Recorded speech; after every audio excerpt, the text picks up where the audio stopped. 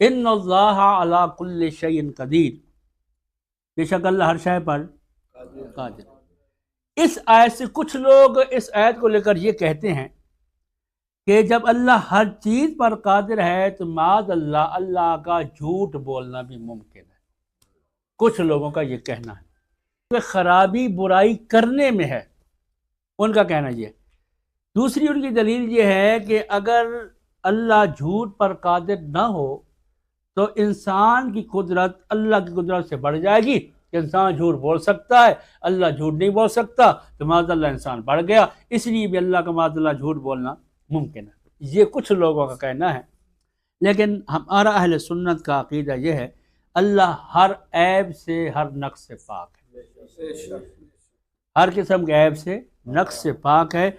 اس کے لیے لائق نہیں کہ یہ کہا جائے خدا جھوٹ بول سکتا، یہ کہنا جائز۔ قرآن کہتا ہے وَمَنْ أَصْدَقُ مِنَ اللَّهِ حَدِيثًا، کون زیادہ سچا ہے اللہ سے بات میں؟ اصدق اس میں تفضیل کا صیغہ ہے، یعنی اللہ کے کلام میں کذب کا واقع ہونا اور کذب کا پایا جانا ممکن ہی نہیں ہے۔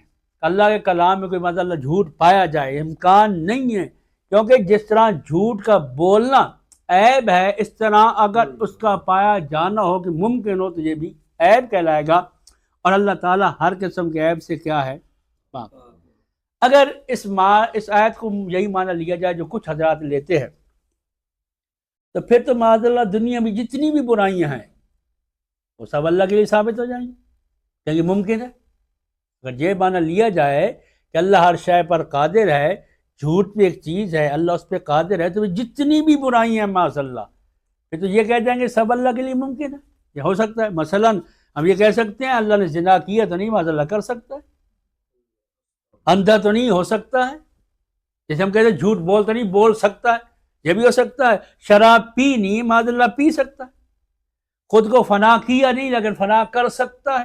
یہ ساری باتیں ہوں گی کیونکہ یہ سب قدرت کے اندر داخل ہے نا، جس طرح جھوٹ قدرت کے اندر داخل کر رہے ہیں۔ بعد فاعوذ باللہ من الشیطان الرجیم، بسم اللہ الرحمن الرحیم، قل هو اللہ احد اللہ الصمد لم یلد ولم یولد ولم یکن له کفوا احد، صدق اللہ۔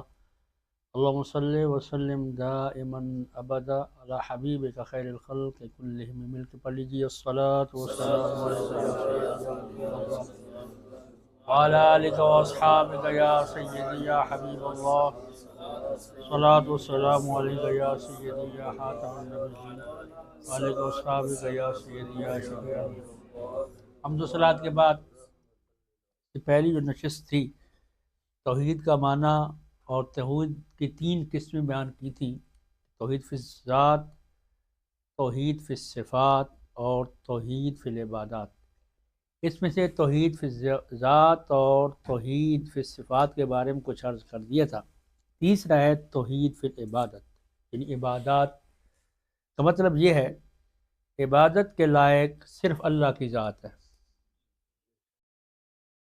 کسی اور کی عبادت کرنا یا اس کو عبادت کا مستحق ماننا یہ شرک ہے۔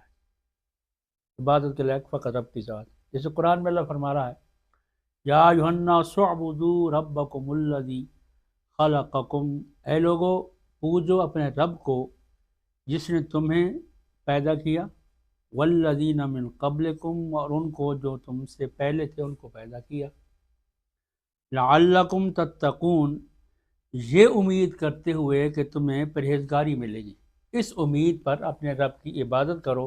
کافی آیات ہیں، مختصر سی بات یہ ہے۔ اب عبادت کا مطلب کیا ہے؟ کچھ لوگ کہتے ہیں کہ عبادت کا معنی ہے غایت تذلل، یعنی کسی کا انتہائی ادب و احترام کرنا، کسی کے سامنے انتہائی عاجزی انکساری اختیار کرنا، یہ عبادت ہے۔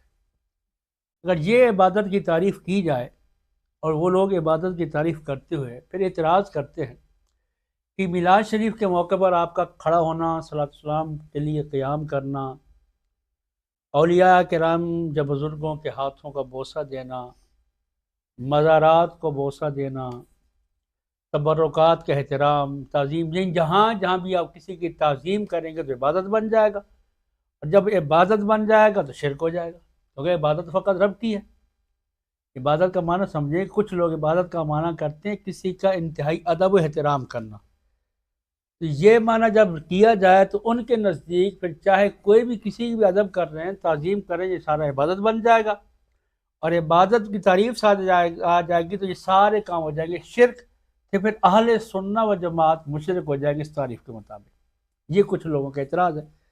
اگر عبادت کا یہ معنی لیا جائے غایت تذلل، یعنی انتہائی عاجزی انکساری، تو پھر اس تعریف کے مطابق دنیا میں کوئی بھی مسلمان نہیں رہے گا اگر یہ تعریف کی جائے تو، کیونکہ انبیاء کرام سے لے کر اولیاء کرام تک عام مسلمان سب اپنے بڑوں کا ادب احترام کرتے آئے ہیں، اور قرآن پاک میں خود رب کائنات نے ماں باپ کا ادب اس طرح سکھایا، وَاحْفِظْ لَهُمَا جَنَاحَ الذُّلِّ مِنَ الرَّحْمَةِ، اور ان کے سامنے یعنی اپنے ماں باپ کے سامنے شفقت سے عاجزی کے ساتھ جھکے ہوئے رہو، جھکنے کا حکم ہو رہا ہے۔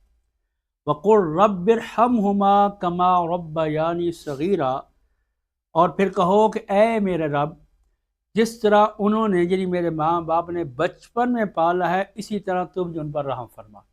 حفظ اور جناح دو لفظ ہیں، یعنی ماں باپ کے آگے انتہائی عاجزی انکساری اختیار کرنے کا خود رب حکم دے رہا ہے۔ اگر کسی کے سامنے جھکنا، عاجزی اختیار کرنا عبادت ہے، اور عبادت اللہ کے علاوہ کسی اور کی جائے تو شرک ہے، اس کا مطلب یہ ہوگا قرآن شرک کا حکم دے رہا ہے معاذ اللہ۔ خود کہہ رہا ان کے آگے عاجزی کے ساتھ جھکے رہو۔ اس سے آگے بڑھیں تو سجدہ سے بڑھ کر کسی چیز میں عاجزی نہیں، انتہا ہے عاجزی کی کہ جب انسان اپنا سر زمین پہ رکھ دیتا ہے، یہ انتہائی درجے کی عاجزی ہوتی ہے، اور یہی عاجزی کی انتہا ملائکہ نے حضرت آدم علیہ السلام کے لیے اختیار کی۔ اگر یہ عاجزی اختیار کرنا، کسی کے سامنے تعظیم کرنا شرک ہوتا تو پھر فرشتے کام یہ بھی نہ کرتے، اور حکم دے رہا خود رب کی ذات حکم دے رہی اس بات کا کہ جھکو سجدہ کرو، جیسے قرآن سجدہ کرنے والے مقبول بن گئے، اور جس نے سجدہ کرنے سے انکار کر دیا مردود ہو گیا۔ اگر شرک ہوتا تو پھر تو سجدہ کرنے والوں کو مردود ہونا چاہیے تھا، اور انکار کرنے والوں کو محبوب ہونا چاہیے کہ اس نے شرک کا انکار کیا، لیکن نہیں، جو تعظیم سے انکار کر رہا ہے وہ رب اس کو کہہ رہا نکل جا میری بارگاہ سے، اور جو تعظیم کر رہے ہیں اللہ ان کو اپنا محبوب بنا رہا ہے۔ جیسے قرآن میں اللہ فرما رہا ہے وَإِذْ قُلْنَا لِلْمَلَائِكَةِ اسْجُدُوا لِآدَمَ، اور جب ہم نے فرشتوں کو حکم دیا کہ آدم کو سجدہ کرو، فَسَجَدُوا، سب نے سجدہ کیا، الا ابلیس، سوائے ابلیس، ابا، انکار کیا، واستکبر، تکبر کیا، غرور کیا، وکان من الکافرین، اور ہو گیا کافر۔ اسی طرح یوسف علیہ السلام کے والدین بھائیوں کی طرف سے بھی قرآن میں واقعہ موجود ہے، سجدہ کیا انہوں نے۔ اس کا مطلب یہ ہے کہ اگر یہ معنی لیا جائے جو لوگ کرتے ہیں تو پھر کوئی مسلمان نہیں بچے گا۔ اس سے بڑھ کر آگے چلیں، نبی کریم علیہ السلام کی تعظیم کا قرآن جس انداز میں حکم دے رہا ہے، کہیں فرمایا کہ آپ کے آگے نہ چلیں، کہیں حضور کی آواز سے آواز بلند کرنے پہ منع کیا جا رہا ہے، کہیں حضور کو نام لے کر پکارنے سے منع کیا جا رہا ہے کہ حضور کا نام لے کے نہ پکاریں۔ تو یہ مختلف انداز میں جو قرآن حضور کی تعظیم سکھا رہا ہے، اگر واقعی تعظیم کرنا، عاجزی اختیار کرنا عبادت ہوتا تو کبھی قرآن پاک اس کا حکم نہ دیتا۔ اب صحابہ کس طرح ادب کیا کرتے تھے؟ صحابہ کہتے ہیں کننا جلوسا عند النبی صلی اللہ علیہ وسلم کانما علی رؤوسنا الطیر، جب نبی کریم علیہ السلام کی بارگاہ میں ہم بیٹھا کرتے تھے اس طرح بیٹھے گویا ہمارے سروں پر پرندے بیٹھے ہوئے، اتنا ادب سے بیٹھا کرتے تھے، نہیں ادب۔ اور کہتے ہیں کہ ما یتکلم منا متکلم، ہم میں سے کوئی حضور سے بات نہیں کیا کرتا تھا، ایسے خاموشی سے بیٹھے ہیں۔ اذ جاءہ الناس، پھر کوئی شخص آتا اور حضور کے بعد پھر پوچھنے لگتا، تو فقالوا، صحابہ کہتے ہیں اللہ کے نزدیک اس کے محبوب بندوں میں سب سے پوچھا اس نے کہ اللہ کے محبوب بندوں میں سے کون اللہ سب سے محبوب ہے، اللہ جسے سب سے زیادہ محبت کرتا ہے؟ تو حضور نے فرمایا جس کا اخلاق سب سے اچھا ہوگا اللہ اس کو سب سے زیادہ محبت فرمائے گا۔ اب صحابہ یہ انداز بتا رہے ہیں حضور کی بارگاہ میں بیٹھنے کا۔ اس سے بڑھ کر آگے چلیں، حدیث آتی ہے حضور وضو فرما رہے ہیں یا کبھی کھنگار رہے ہیں تو صحابہ آپ کا لعاب مبارک ہاتھوں میں مر رہے ہیں، اپنے چہروں میں مر رہے ہیں، جلدوں میں مر رہے ہیں۔ حضور نے پوچھا میں ایسا کیوں کر رہے ہیں، ایسا کیوں کرتے ہیں؟ لما تفعلون ھذا، صحابہ سے حضور پوچھا آپ یہ کام کر رہے ہیں، میرا پانی ہے، وضو کا پانی ہے، لعاب مبارک ہے، اب زمین پہ نہیں گرنے دے رہے، اس کو لے رہے ہاتھوں میں مر رہے ہیں۔ تو صحابہ نے کیا عرض کیا، یا رسول اللہ ہم اس سے برکت حاصل کرتے ہیں۔ اب کسی کے لعاب سے برکت حاصل کرنا ادب ہے کہ نہیں؟ تعظیم ہے، انتہائی تعظیم ہے۔ تو اگر عبادت کا یہ معنی لیا جائے تو پھر کہ کسی کی تعظیم کرنا، عاجزی اختیار کرنا عبادت ہے، اور عبادت غیر اللہ کی جائز نہیں ہے، تو پھر اس کا مطلب ہوا صحابہ کیا کر رہے ہیں؟ اس تاریخ مطابق تو شرک کر رہے ہیں، اور حضور کے سامنے ہو رہا ہے، تو حضور تو شرک مٹانے آئے تھے۔ اس کا مطلب یہ ہوا پھر صحیح تعریف یہ نہیں ہے۔ اب عبادت کا مطلب پھر ہے کیا؟ عبادت کا صحیح معنی یہ ہے کسی کو معبود سمجھ کر اس کے لیے عاجزی اختیار کرنا، ذلت اختیار کرنا، یہ عبادت۔ کسی کو معبود سمجھ کر نہیں، کسی کو معبود سمجھ کر اس کے سامنے عاجزی کی جائے تو عبادت بنتا ہے۔ اگر معبود سمجھ کے تعظیم کی جائے تو عبادت نہیں بنے گا۔ مثلاً آپ دیکھیں نا، اب جب قومی ترانہ پڑھا جاتا ہے تو سارے کھڑے ہو جاتے ہیں۔ وہ تعظیم کے لیے کھڑے ہوتے ہیں، توہین کے لیے کھڑے ہوتے ہیں؟ ترانہ ہے، وہ کوئی عالم ہو، محدث ہو، مفسر ہو، کوئی جتنا بڑا عہدیدار دنیاوی اعتبار سے ہو، دینی اعتبار، جب قومی ترانہ پڑھا جاتا ہے تو سب اس کی تعظیم کے لیے کھڑے ہو جاتے ہیں۔ اب وہاں تعظیم اگر شرک نہیں بن رہا تو پھر میلاد کی محفل میں یا کسی کے آگے لیے تعظیماً کھڑا ہونا یہ بھی شرک نہیں ہونا چاہیے۔ اگر یہ شرک ہے تو پھر وہ بھی شرک ہونا چاہیے۔ اس طرح پھر بھی کوئی نہیں بچے گا۔ تو تعریف یہ ہے کسی کو معبود سمجھ کر اس کے آگے عاجزی اختیار کرنا، یہ عبادت کہلائے گا۔ اگر معبود سمجھ کے کسی کے آگے عاجزی اختیار کر رہے ہیں، تعظیم کر رہے ہیں، تو یہ عبادت نہیں بنے گا۔ اور خدا کا بندہ اس کا رسول سمجھ کے اس کی تعظیم کی جا رہی ہے تو یہ عین توحید ہے۔ یہ کیا ہے؟ عین توحید ہے۔ ہاں، خدا اور معبود سمجھ کے کسی کے آگے عاجزی اختیار کر رہے ہو تو یہ عبادت بن جائے گا، یہ ہو جائے گا شرک۔ جیسے قرآن کہہ رہا ہے یا قوم اعبدوا اللہ، اے میری قوم اللہ کی عبادت کرو، ما لکم من الہ غیرہ، اس کے سوا تمہارا کوئی معبود نہیں۔ یعنی جو الہ ہو وہی عبادت کا مستحق ہوتا ہے، اللہ کے سوا کوئی عبادت کے مستحق نہیں ہے۔ اب مشرکین مکہ بتوں کو، سورج کو، چاند وغیرہ کو معبود سمجھ کر تعظیم کرتے تھے، اس لیے مشرک ہے وہ، تو ان کو معبود سمجھ کے تعظیم کرتے تھے۔ اب بھی اگر کوئی معبود سمجھ کے کسی کی تعظیم کرے گا حکم وہی لگے گا۔ الذین یجعلون مع اللہ الہا آخر، جو اللہ کے ساتھ دوسرا خدا مقرر کرتے ہیں۔ واضح قرآن کہہ رہا ہے الذین یجعلون مع اللہ الہا آخر فسوف یعلمون، سو ان قریب معلوم کر لیں گے کہ دوسرا الہ نہیں ہے۔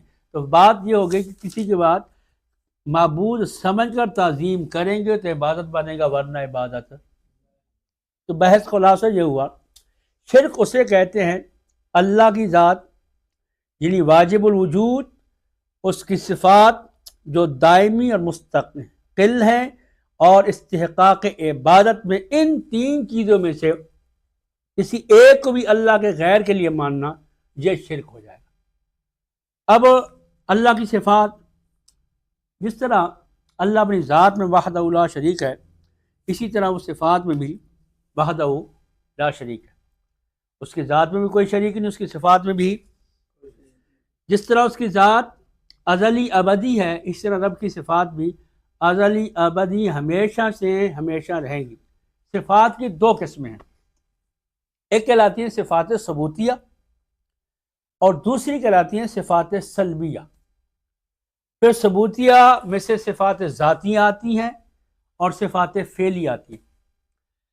اللہ کی صفات ذاتیہ وہ صفات کہلاتی ہیں جن کی ضد اللہ کے ساتھ، اللہ کے اندر نہیں ہوتی، یعنی جو اس کی ضد پائی ہوگی وہ اللہ کے لیے ثابت نہیں کی جا سکتی۔ مثلا حیات، زندہ ہونا، اس کی ضد کیا ہے؟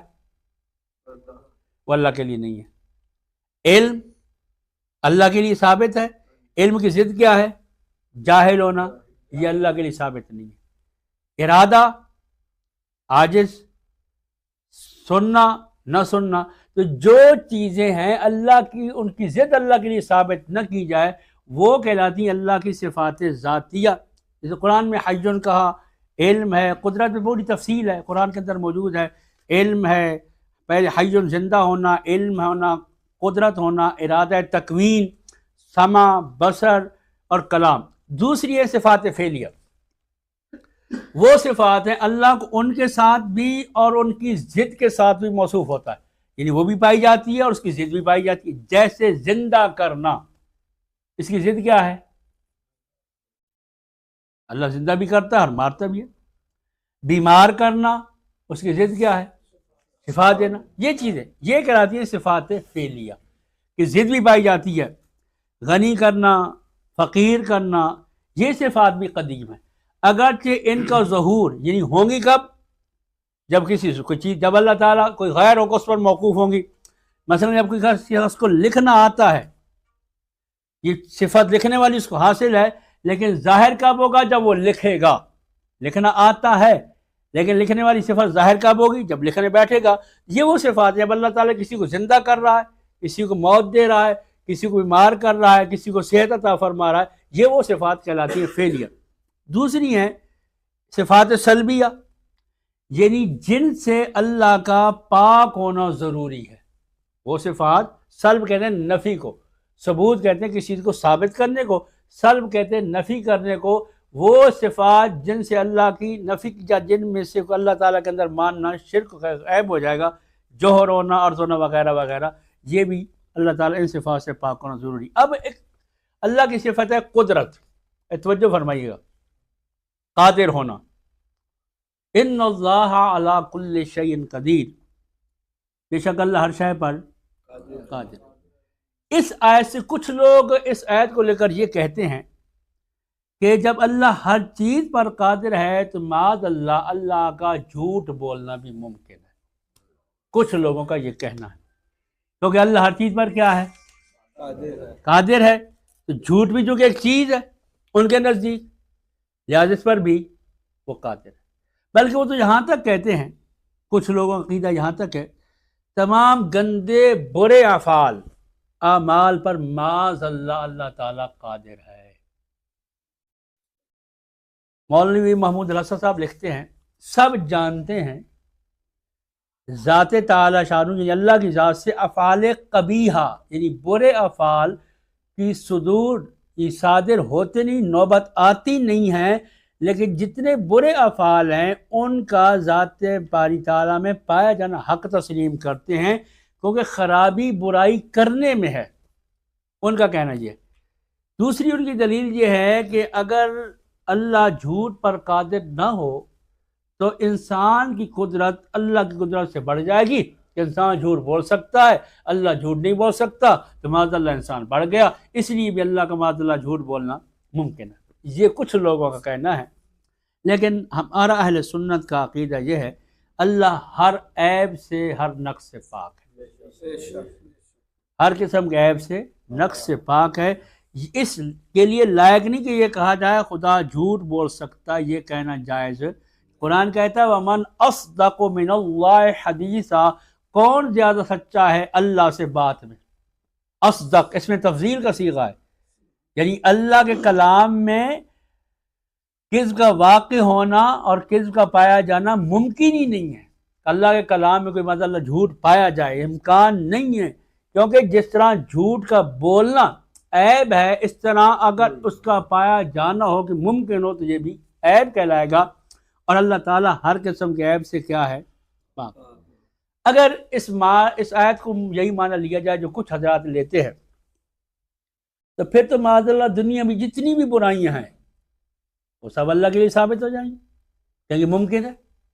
اگر یہ معنی لیا جائے کہ اللہ ہر شے پر قادر ہے، جھوٹ بھی ایک چیز ہے، اللہ اس پہ قادر ہے، تو جتنی بھی برائیاں ہیں معاذ اللہ، پھر تو یہ کہہ دیں گے سب اللہ کے لیے ممکن ہے.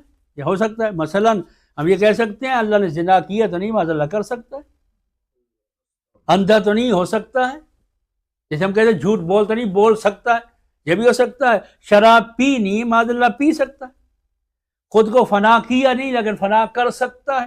یہ ساری باتیں ہوں گی کیونکہ یہ سب قدرت کے اندر داخل ہے نا. جس طرح جھوٹ قدرت کے اندر داخل کر رہے ہیں، یہ بھی قدرت داخل ہے. تو بہرحال جو خدا اندھا ہو، بہرا ہو، پاگل ہو، وہ کسی اور کا خدا ہو سکتا. ہمارا خدا جو ان تمام چیزوں سے پاک ہے، سبحانہ وتعالی عما یشرکون، اللہ برتر ہے اس سے جس سے وہ اللہ کو متصف کرتے ہیں. اب ان اللہ علی کل شیء قدیر، تو شے کا مطلب کیا ہے؟ شے کا مطلب ہے جس کو اللہ چاہے، جس کو اللہ چاہے، شاء، جس کو اللہ چاہے. معنی کیا ہوگا؟ جس کو خدا چاہے اس پر قادر ہے. جس کو اللہ چاہے، بولو بھائی، جس کو اللہ چاہے اس پر قادر ہے، جس کو اللہ چاہے. اب ظاہر ہے کذب، جب کوئی بھی برا اس کو اللہ نہیں چاہتا، جب اللہ چاہتا نہیں تو گویا یہ چیز اللہ کے قدرت کے تحت داخل ہی نہیں ہے، اللہ کے قدرت کے تحت. دوسرا معنی یہ ہے، علامہ تفزانی علیہ الرحمہ فرماتے ہیں شے کہتے ہیں عندنا هو الموجود. شے کا معنی ہے موجود، جو چیز موجود ہو، جو موجود نہیں وہ شے ہی نہیں. جو چیز نہیں پائی جا رہی، معدوم ہے، وہ چیز ہے ہی نہیں. تب جب کہ تم بھی کہہ رہے ہو کہ کذب تعلیم ممکن ہے، پایا نہیں جاتا. جب پایا نہیں جاتا تو شے نہیں ہے، جب شے نہیں ہے تو اللہ کی قدرت پر ثابت نہیں ہے. اس لیے اللہ تعالیٰ کی طرف منسوب کرنا یہ اللہ کے لیے عیب ہے، نقص ہے، اور اللہ کے لیے کسی قسم عیب ثابت کرنا یہ اللہ کی توہین ہے، توحید کے خلاف ہے. ایسا شخص جو اللہ کے لیے کوئی عیب ثابت کرے وہ دائرہ اسلام سے. پھر وہ دوسری دلیل انہوں نے یہ دی تھی، اگر یہ کہیں کہ انسان جھوٹ بول سکتا ہے، اللہ نہیں بول سکتا، تو معاذ اللہ پھر تو انسان کی قدرت بڑھ جائے گی، اللہ کی قدرت کم ہو جائے گی. یہ ایک اعتراض ہے ان کا. تو قدرت ایک ہوتی ہے ناقصہ، ایک ہوتی ہے قدرت کاملہ، یعنی جتنے ممکن چیز ہیں ان کو پیدا کرنا یہ رب کا کام ہے، یہ رب کی قدرت ہے. جو ممکن ہے ایک واجب ہے، واجب رب کی ذات ہے. اس کے علاوہ جو کچھ یہ وہ ممکن ہے، کہ ممکنوں پیدا کرنا یہ قدرت کاملہ ہے، اور برائیوں پر قدرت ہونا یہ قدرت ناقصہ یعنی کم قدرت ہے. اس لیے جو اللہ تعالیٰ قدرت انسان میں ہونے اور خدا کی ذات میں ممکن ہونے سے انسان کا اللہ کی قدرت سے بڑھنا لازم نہیں آتا، کیونکہ اللہ تعالیٰ چیز کو پیدا کرتا ہے، پیدا انسان نہیں کر سکتا. اس چیز کو موجود کرنا رب کا کام ہے، یہ قدرت کاملہ ہے. اور کوئی برائی کرنا یہ قدرت ناقص، کم قدرت ہے، چھوٹی قدرت ہے، یہ انسان کے اندر پائی جا سکتی ہے. رب اس سے کیا ہے؟ بے نیاز، پاک ہے، اس میں پائی. اسی طرح ایک آگے مسئلہ اور ہے، اللہ کی شان اور قدرت بیان کرتے ہوئے کچھ لوگوں نے یہاں تک لکھ لیا اس شہنشاہ کی تو یہ شان ہے، یعنی رب کی یہ شان ہے، ایک آن میں یعنی ایک لمحے میں ایک حکم کن سے، کن کہے چاہے تو کروڑوں نبی، ولی، جن، فرشتہ، جبریل اور حضرت محمد کے برابر پیدا کر ڈالے ایک لمحے میں. اب چاہے تو وہ ہزاروں کروڑوں محمد پیدا کر سکتا ہے. جبکہ اہل سنہ و جماعت کا عقیدہ یہ ہے نبی کریم علیہ السلام جیسا پیدا ہونا محال بذات ہے، ممکن نہیں ہے. حضور جیسا دوسرا پیدا ہونا ممکن نہیں ہے، کیونکہ حضور کے جتنے اوصاف اور کمالات ہیں ہمارا عقیدہ یہ ہے اس میں برابری رکھنے والا ایک شخص کی بھی تخلیق کا ممکن ہونا باطل ہے. کیونکہ ایسا شخص بھی موجود ہو جتنے جو صفات حضور کی ہیں، ایسے کمالات والا ایک اور آ جائے تو یہ پھر جو قرآن کا حکم آ رہا ہے، قرآن کی آیت ہے، اس کا جھوٹ ہونا لازم آئے گا. اور کلام رب کا ہے قرآن، تو اس کا جھوٹ کا مطلب سیدھا سیدھا بنے گا کہ اللہ کے کلام میں کذب لازم آ رہا ہے، جو کہ ہم پہلے کہہ چکے ہیں کہ اللہ کے کلام میں جھوٹ نہیں پایا جا سکتا. اس لیے طریقہ ہمارا کہنا یہ ہے کہ نبی کریم علیہ السلام جیسا اور اللہ تعالیٰ نہیں پیدا کرتا، ممکن نہیں ہے، کیونکہ اس کے برابر پیدا کرے گا جیسے نبی ہے تو پھر خاتم النبیین والا مسئلہ کہاں جائے گا. اس لیے ہمارا کہنا یہی ہے کہ اللہ تعالیٰ قادر ہے، لیکن جو چیز اس کی قدرت کے تحت داخل ہے. یہ مختصر سی بات تھی. اس کے بعد انسان کی تخلیق کا مقصد ہے عبادت. اب عبادت کا مطلب کیا ہے؟ عبادت کا مطلب صرف نہیں کہ 5 وقت کی نماز پڑھ لی جائے، روزہ رکھ لیا جائے، زکوٰۃ دے دے، حج کر لے، بلکہ انسان کی عبادت ہر سانس میں ہے۔ انسان کی عبادت، انسان کا ہر وہ سانس، ہر وہ حرکت، ہر وہ عمل جو اپنے رب کی رضا کے لیے شریعت کے مطابق ہو، وہ سب عبادت ہے۔ انسان کا جو جو کام ہے، جو جو سانس ہے، جو جو حرکت ہے، اگر شریعت کے مطابق ہے، رب کی رضا کے لیے، تو وہ کیا ہے؟ عبادت ہے۔ اب انسان، ہمیں تو عام بندے کو معلوم نہیں ہے کہ وہ کون کون سے طریقے ہیں جس سے رب کو راضی کیا جا سکتا ہے۔ وہ تو اتنی صلاحیت نہیں ہے کسی کے اندر کہ معلوم کر لے اور خود اپنے رب سے پوچھ لے۔ عام بندے کی تو یہ قدرت طاقت نہیں ہے کہ رب سے پوچھ لے کہ مولا تو کن کن چیزوں سے راضی ہوگا، کیونکہ انسان اپنی بشری کمزوری کی وجہ سے براہ راست رب تعالیٰ سے فیض حاصل نہیں کر سکتا۔ صحیح؟ اب سوال پیدا ہوتا ہے، عبادت کرنی ہے، رب کو راضی کرنا ہے، ہمیں پتہ نہیں ہے رب کو راضی کیسے کرنا ہے، خود براہ راست اس سے پوچھ نہیں سکتے کیسے راضی کریں، تب اللہ کے رضا کے تعلق معلوم کریں گے، پتہ ہوگا، عمل کریں گے تو پھر اپنے مقصد کو حاصل کر پائیں گے۔ اس لیے اس مقصد کے لیے اللہ تعالیٰ نے انبیاء کرام کو مبعوث فرمایا، اس کو جو اللہ تعالیٰ سے احکامات لے کر اس کے بندوں تک پہنچاتے ہیں۔ اب ظاہر ہے وہ انبیاء بھی عام انسانوں کی طرح اگر بشری کمزوریوں میں مبتلا ہوں، جیسے عام لوگ میں کمزوری ہیں، بشری کمزوری ہیں، انبیاء میں اس طرح اگر بشری کمزوریاں پائی جائیں تو پھر وہ اللہ تعالیٰ سے فیض کیسے حاصل کریں گے، اور مخلوق ان تک کیسے، مخلوق تک اللہ کا پیغام کیسے پہنچائیں گے؟ وہ تو خود انسان عام انسانوں کی طرح ہیں۔ اس لیے انبیاء کے جسمانی قوا عام انسانی قوا سے بلند ہوتے ہیں، قوی ہوتے ہیں، اسی طرح ان کی جو روحانیت ہے وہ بہت عظیم ہوتی ہے۔ انبیاء کی روحانیت، ان کا علم بہت کامل ہوتا ہے، انبیاء کی حکمت بھی کامل ہوتی ہے، ان کے اخلاق بھی عظیم ہوتے ہیں۔ اللہ تعالیٰ ارشاد فرماتا ہے لَقَدْ كَانَ لَكُمْ فِي رَسُولِ اللَّهِ أُسْوَةٌ حَسَنَةٌ، اور دوسرے مقام پہ فرمایا قُلْ إِن كُنتُمْ تُحِبُّونَ اللَّهَ فَاتَّبِعُونِي يُحْبِبْكُمُ اللَّهُ، محبوب ان سے فرما دو اگر تمہیں اللہ سے محبت ہے تو پھر کیا کرو؟ میرے حبیب کی اتباع کرو، اللہ تمہیں محبوب بنا لے گا۔ انبیاء کے متعلق اہل سنت کا عقیدہ یہ ہے، نبی بشر ضرور ہوتا ہے، سن لیں ذرا غور سے، نبی لیکن بے عیب بشر ہوتا بشر ہے لیکن بے عیب ہوتا ہے۔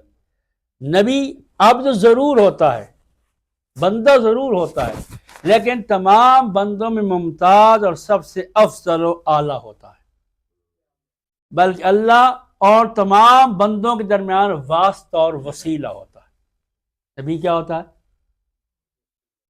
کس کے درمیان؟